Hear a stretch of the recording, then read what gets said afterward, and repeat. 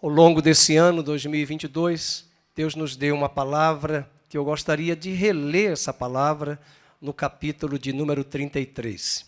Hoje é o último dia do ano de 2022 e todos os dias e principalmente todas as quartas-feiras aqui, na oração, nós proclamamos esse texto. Considero Isaías um dos profetas mais importantes do Velho Testamento, um profeta de 66 capítulos, que é o total de livros da Bíblia. E é um grande mistério, porque de 1 ao 39, nós temos Deus falando sobre as profecias contra as nações, advertência às nações, sobre o próprio Israel. Mas do capítulo 40 até o 66, ele vai falar sobre a nova Sião, a nova Jerusalém, apontando para a igreja. 39 com 27, 66 livros.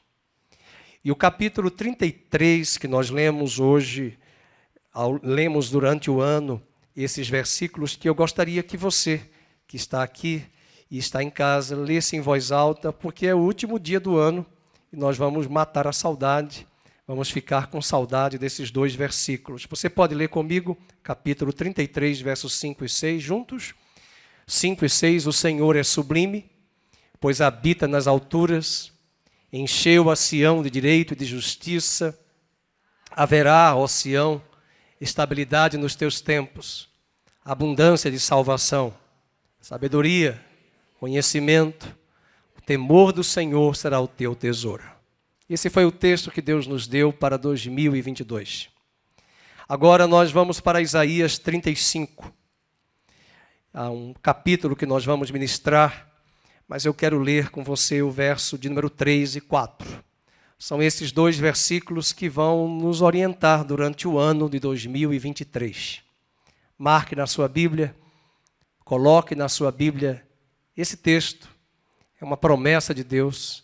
Alguns aqui são crentes da época da caixinha de promessas, mas nós não somos místicos de pegar promessa.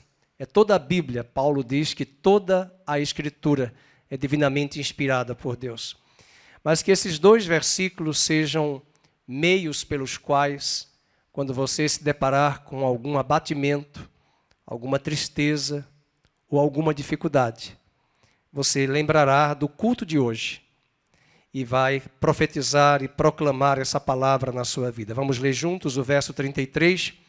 Fortalecei as mãos frouxas e firmai os joelhos vacilantes. Dizei aos desalentados de coração: sede fortes, não temais, eis o vosso Deus. A vingança vem, a retribuição de Deus, Ele vem e vos salvará. Outra vez, vamos ler juntos. Fortalecei as mãos frouxas e firmai os joelhos vacilantes. Dizei aos desalentados de coração: sede fortes, não temais, eis o vosso Deus. A vingança vem, a retribuição de Deus, Ele vem e vos salvará. Esse capítulo traz um título inusitado: a felicidade na Sião futura. Sião é uma palavra sinônima de Jerusalém. Essa mesma Sião é chamada pelo autor de Hebreus, no capítulo 12, que eu e você já temos chegado à nova Sião, a nova Jerusalém. O profeta pôde antever, diante de um cenário de guerra, diante de um cenário escabroso, ele olha para um deserto, ele olha para um lugar árido, um ermo, como ele mesmo afirma no verso de número 1, o deserto e a terra se alegrarão, o ermo exultará e florescerá como narciso. O profeta Isaías está profetizando num cenário em que dois momentos difíceis aconteceriam com o povo de Deus. O primeiro seria no ano 721 a.C. A grande nação da Assíria invadiria as 10 tribos do Reino do Norte. O mesmo profeta também vai enxergar e contemplar o ataque da Babilônia em Jerusalém no ano 586 a.C. Foram duas predições. Uma delas já estava acontecendo.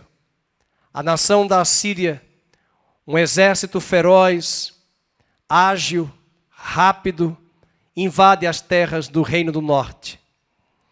E por onde aquele exército passava, fazia estragos, fazia destruição.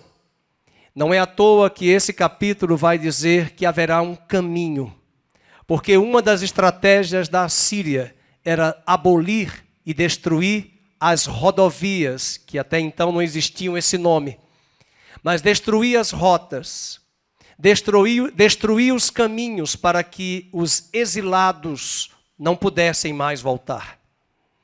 O cenário era cruel. O cenário era tão forte que Deus havia predito que as 10 tribos do Reino do Norte nunca mais voltariam para a terra. Mas o profeta consegue antever e enxergar no meio daquele caos, da destruição e do deserto, de que um dia aquelas 10 tribos que se espalhariam entre as nações voltariam para Deus.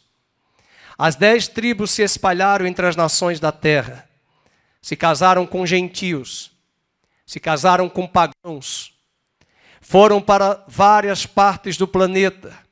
O profeta Jeremias vai contemplar no capítulo 31 e Ezequiel no capítulo 37, que as tribos do norte dispersas um dia voltariam e se encontrariam com a tribo de Judá do sul. E as tribos exiladas juntas seriam governadas por um grande rei chamado Davi, que já havia morrido, mas não era Davi, era a pessoa de Jesus Cristo que um dia virá e reinará e governará eternamente sobre o seu povo, Israel e a igreja tirada das nações. Deus não tem dois povos, Deus só tem um povo, povo de Deus, chamado igreja, formada de gentios e judeus em toda a terra.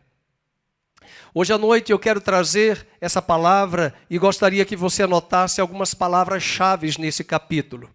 O primeiro já comentamos, o deserto se alegrará.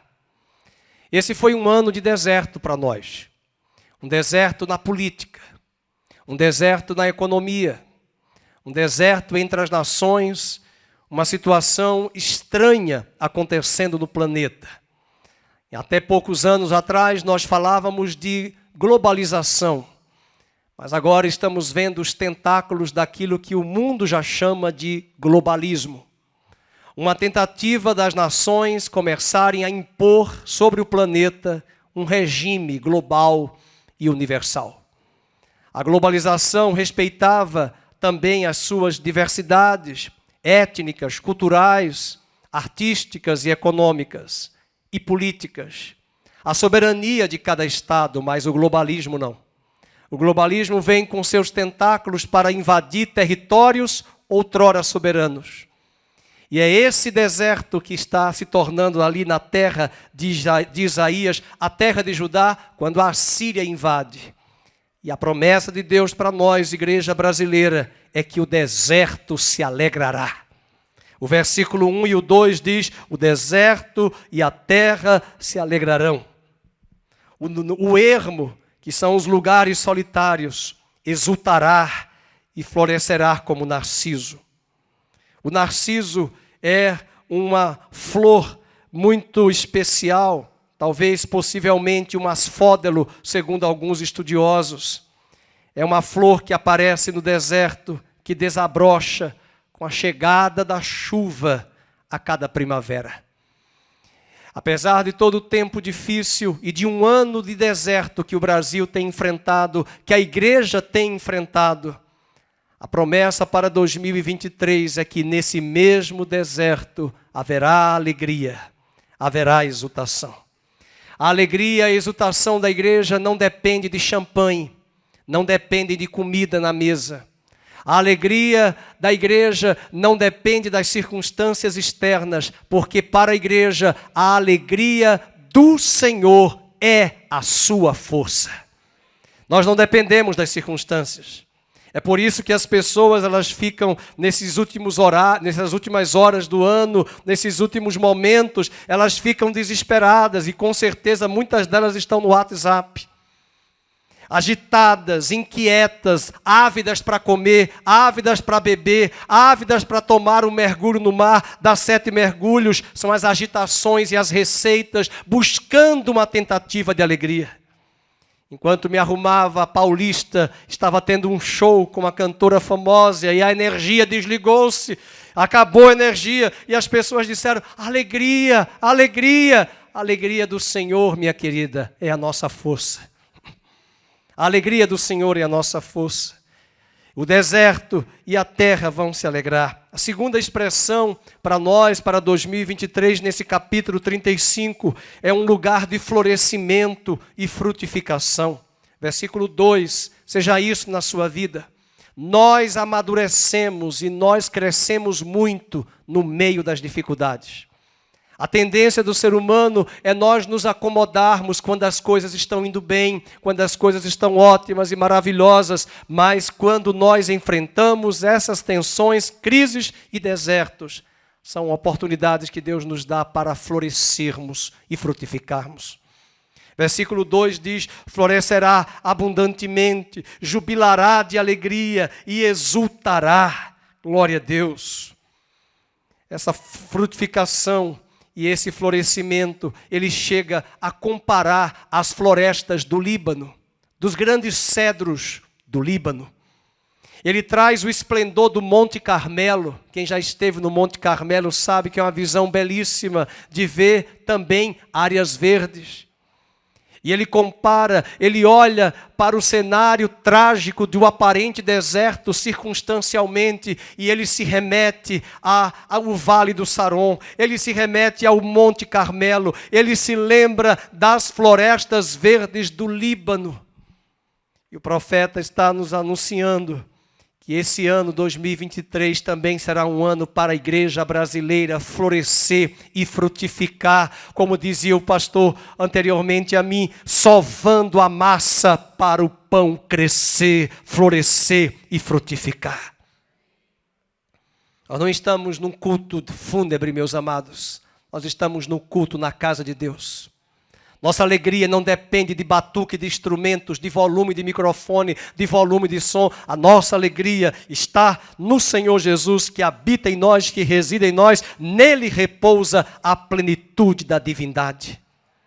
Nele todas as coisas convergirão, céus e terra. Nele todas as coisas visíveis e invisíveis foram criadas. Nele, por ele e para ele são todas as coisas.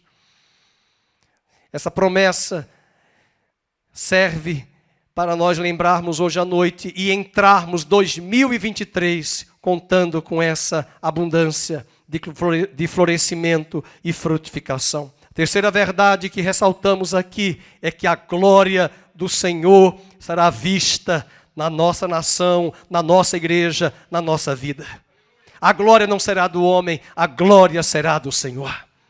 Deixe-me dizer, você que está desanimado, abatido, não quer vir à igreja, porque até nas últimas 48 horas encontrou desesperança e não esperança, esperando em homens. Eu quero dizer para você que as Escrituras Sagradas nos dizem que nós vamos orar, que nós vamos clamar, que nós vamos para a nossa torre de vigia, como Abacuque, e de repente o Senhor virá. Não é quando nós queremos, quando nós marcamos, quando nós agendamos. Deus é extraordinário para agir em momentos inesperados. Em momentos que nós já havíamos até esquecido, deletado, nem pensávamos mais, de repente Ele agiu. Por que você está triste? Por que você está preocupado? Porque tal pessoa vai subir a rampa? Não, querido, quem vai subir a rampa é o Senhor.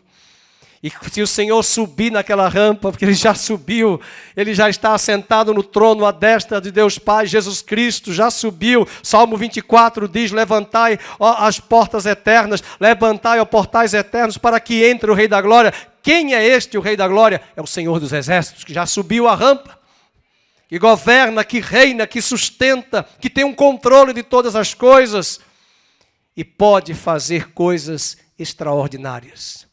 Pode frustrar os desígnios dos homens. E os homens estão enganados de acharem que circunstâncias há 20 anos atrás são as mesmas do tempo contemporâneo. Não são. E Deus é um Deus soberano que está no controle de tudo. Portanto, hoje à noite, vamos contar também com essa promessa do versículo 2, a última frase, leiam comigo do versículo 2. Eles verão a glória do Senhor, o esplendor do nosso Deus. Nós veremos a glória do Senhor. Sabe o que é a glória do Senhor? Não é a fumaça, não é a Shekinah. A glória é a máxima expressão de quem Deus é. Deus é amor, mas Deus é juiz. Essa é a máxima expressão. A glória do Senhor é o conjunto de todos os atributos de Deus, sendo manifestos em um tempo especial de intervenção dele.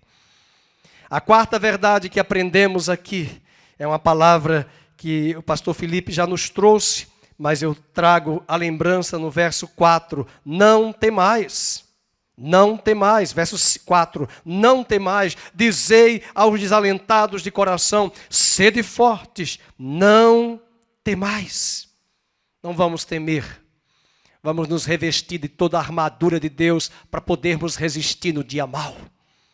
Vamos andar juntos, vamos congregar mais, vamos adorar, vamos celebrar, vamos orar mais, fazer vigílias, vamos orar e clamar, porque Deus pode mudar os tempos e as estações. Não temais. Não temais. A quinta verdade que aprendemos aqui, fortaleçam as mãos frouxas. Essa palavra eu achei que ela fosse só nordestina. A gente fala, fulano é frouxo. Mas é uma palavra bíblica.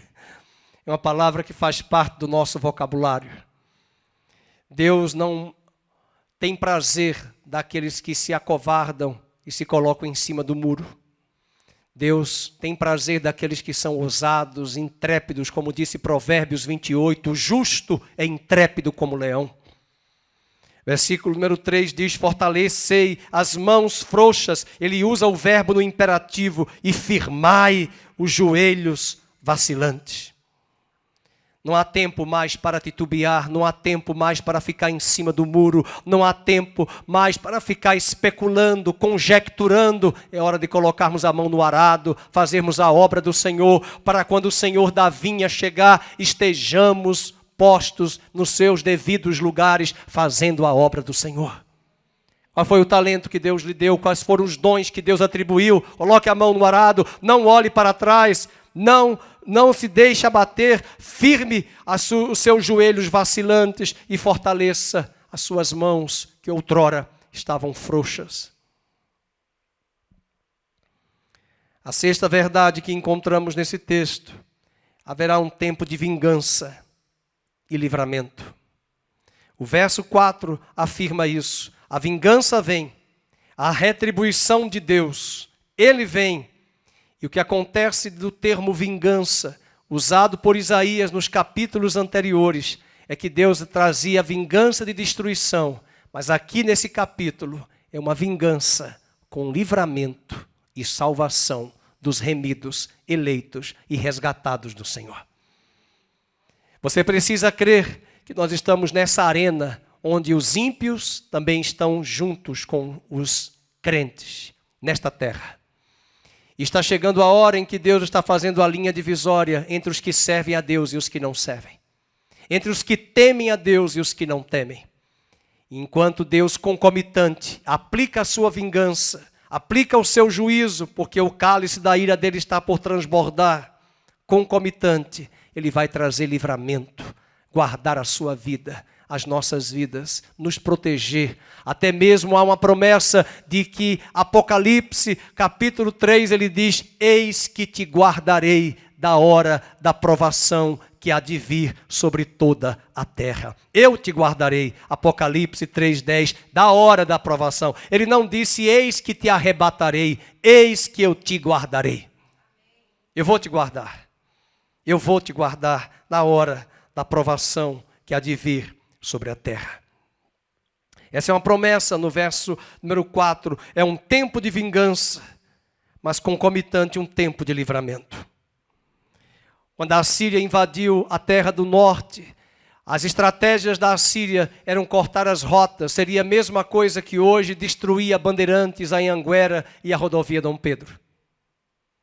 É nesse sentido que o profeta olha para o caos, olha para a tragédia, olha para o deserto e de repente o profeta diz no verso 8, e eu gostaria que você lesse: e ali haverá um bom caminho, caminho que se chamará o caminho santo. Aleluia. A Assíria estava destruindo as rotas. A Assíria estava destruindo os caminhos. Só depois de muitos séculos é que Roma vai chegar fazendo estradas para construir o ditado popular: todas as estradas levam a Roma. A Assíria vai destruir as estradas. E o profeta vê o cenário da destruição das estradas e nos afirma: ali haverá o caminho. Ali é advérbio de lugar. Ali vai haver o caminho. Um caminho que Deus tem traçado para o remanescente fiel, para o seu povo eleito. Deus vai dar o caminho, a direção à igreja para nós caminharmos, meus irmãos. Esse caminho está na congregação. Esse caminho está na jornada, na nossa peregrinação. Ele começa a enxergar coisas tremendas no verso 7. A areia esbraseada se transformará em lagos. A terra sedenta em mananciais de águas, onde outrora viviam chacais, crescerá a erva com canas e juncos. Ele já está vendo o jardim no meio do deserto. O caminho está sendo levantado. Somente aqueles que foram purificados e consagrados têm o privilégio de andar no caminho da salvação que leva a Sião.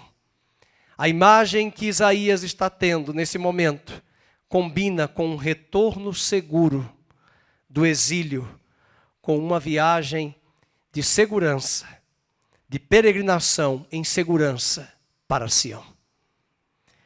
O oitavo ponto que ele nos mostra nesse texto é que não haverá animal feroz. Veja o versículo 9. O que significa isso? Lá em Levítico 26, 22, diz que esses animais ferozes são símbolos de maldição. Mas ao mesmo tempo, no capítulo 35 de Isaías, verso 9, ali não haverá leão, animal feroz não passará por ele, nem se achará nele, mas os remidos andarão por ele. Ou seja, não haverá símbolo de maldição, porque o Senhor será a bênção na nossa entrada, na nossa saída, na nossa retaguarda, em todo o nosso caminhar. Não haverá maldição. Praga alguma chegará à nossa tenda. 1000 cairão ao seu lado, 10.000 à sua direita, e por um caminho ele pode vir, mas por 7 caminhos eles serão dispersos. Não haverá animal feroz. Ao mesmo tempo, no mesmo capítulo, no verso 9, ele diz que a tristeza e o gemido fugirão. No versículo 10, na verdade, os resgatados do Senhor voltarão e virão a Sião com cânticos de júbilo. Alegria eterna coroará a sua cabeça, gozo e alegria alcançarão. Leiam o restante. E deles fugirá a tristeza e o gemido. Ele usa uma figura de linguagem, fugirá, dele fugirá, ou seja, é um cenário de guerra que ele está observando. Os inimigos vão fugir, porque o exército do Senhor está chegando e a terra será restaurada. Quero lembrar a igreja, nesse capítulo 35, que é uma promessa para nós a felicidade da Sião futura. Há muitos que estão esperando em homens, como diz o Salmo 20, uns confiam em carros e outros em cavalos. Nós, porém, confiamos no nome do Senhor e faremos proezas. Oro para que Deus aplique essa palavra na nossa vida. Que esses pontos sejam parâmetros, balizas para 2023. Para que quando a dúvida, o medo, a frouxidão, a angústia, o desespero bater em nossa porta, possamos lembrar da promessa de que o deserto e a terra se alegrarão. O ermo exultará e florescerá como narciso. não se encontra narciso em grande quantidade. E o que nós estamos vendo nesse mundo tão difícil que estamos vivendo é que Deus, de fato, tem sido para nós e constituindo a cada um de nós, eu e você, narciso, para perfumar o bom perfume de Cristo a todos que nos cercam nessa jornada e nessa caminhada. Desejo que os irmãos guardem esses 2 versículos que nós vamos ler mais uma vez e vamos chamar os irmãos da diaconia para recebermos os elementos da Santa Ceia. Vamos ler o verso 3 e o verso 4. Fortalecei as mãos frouxas, firmai os joelhos vacilantes, dizei aos desalentados de coração, sede fortes, não temais, eis o vosso Deus, a vingança vem, a retribuição de Deus, Ele vem e vos salvará.